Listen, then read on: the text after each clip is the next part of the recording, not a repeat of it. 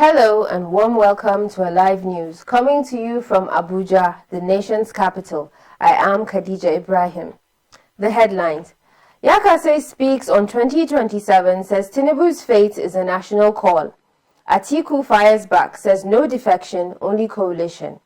India strikes Pakistan in escalating tensions. The news in detail. Tanko Yakase, an elder statesman and former presidential advisor, has declared that the fate of Nigeria's next president is not the inheritance of any single region, not even the politically mighty North. In a subtle yet striking rebuke to recent power play rhetoric, Yakase emphasized that the 2027 presidency must remain a national mandate, not a regional conquest. His words come in direct response to Dr. Hakim Baba Ahmed, former Special Advisor on Political Matters, Office of the Vice President Kashim Shettima, who recently asserted that no candidate could emerge victorious in 2027 without Northern backing. Yakase, however, counters with history and principles, saying Nigeria's leadership is too sacred to be claimed by one region.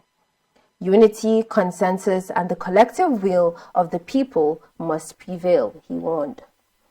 In a season already simmering with ambition, the elder statesman's intervention serves as both a warning and a wisdom-laden call for national reflection.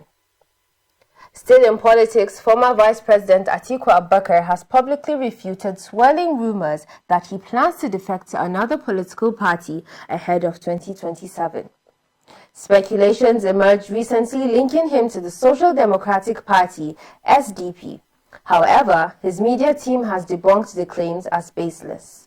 Speaking through his spokesperson, Atiku has reaffirmed his commitment to the People's Democratic Party while emphasizing the urgent need for an opposition coalition strong enough to challenge the All Progressives Congress in the next general elections. Atiku, who has contested for the presidency 6 times, insists that defeating the APC in 2027 requires not just ambition, but unity, strategy, and sacrifice. Talks are reportedly ongoing among top opposition leaders to forge an alliance. Manufacturers have urged the government to patronize made-in-Nigeria goods in a bold appeal to reinvigorate Nigeria's economy and empower local industries. The Manufacturers Association of Nigeria has called on all tiers of government to walk the talk by prioritizing made-in-Nigeria goods in procurement and operations.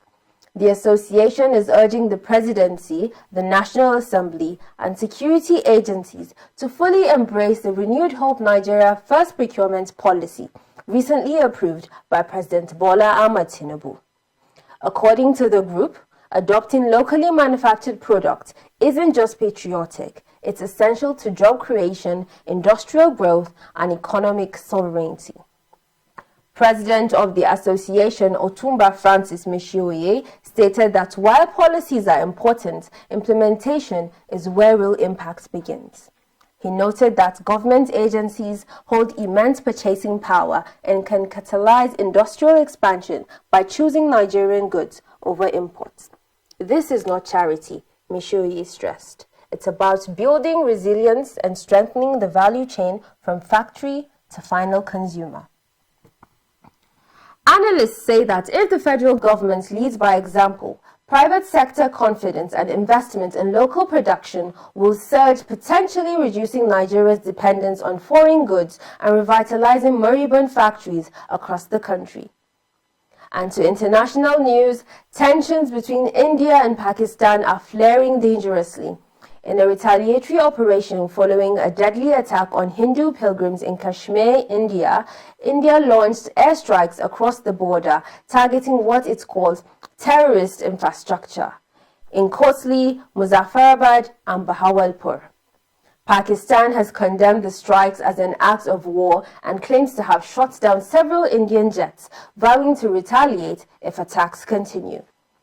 Global leaders have called for restraint, urging both nuclear-armed neighbors to de-escalate. The United Nations has scheduled an emergency meeting while border troops on both sides remain on high alert. Vatican conclave begins quest for next pope amid global anticipation, as history is once again being written beneath the grand dome of St. Peter's Basilica. The papal conclave has officially begun, marking the sacred and highly secretive process to elect the next pope following the passing of Pope Francis on April 21st. Inside the iconic Sistine Chapel, 133 cardinal electors from across the globe are now locked in solemn deliberation. Cut off entirely from the outside world, their mission is to choose the 267th pontiff who will lead the Roman Catholic Church into its next chapter. Thanks for watching. This is Alive News. My name is Khadija Ibrahim.